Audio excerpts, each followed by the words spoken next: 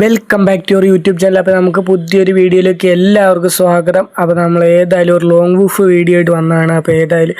അപ്പോൾ ആദ്യത്തെ കളി തന്നെ അവൻ എന്നെ ഹെഡ് ഷോട്ട് അടിച്ച് ഇമോട്ട് ഇട്ടു. അപ്പോൾ അത് എനിക്ക് ഇഷ്ടപ്പെട്ടില്ല. കാരണം ഞാൻ അവനെ ഒരു ഹെഡ് ഷോട്ട് കൊടുത്തു, ഒരു ഇമോട്ടും അടിച്ചിട്ടുണ്ട്. അപ്പോൾ ഏതായാലും നമുക്ക് അടുത്ത കളി AW ഒക്കെ എടുത്ത് ബോഡി ഷോട്ട് 150 കൊടുത്തിട്ടുണ്ട്.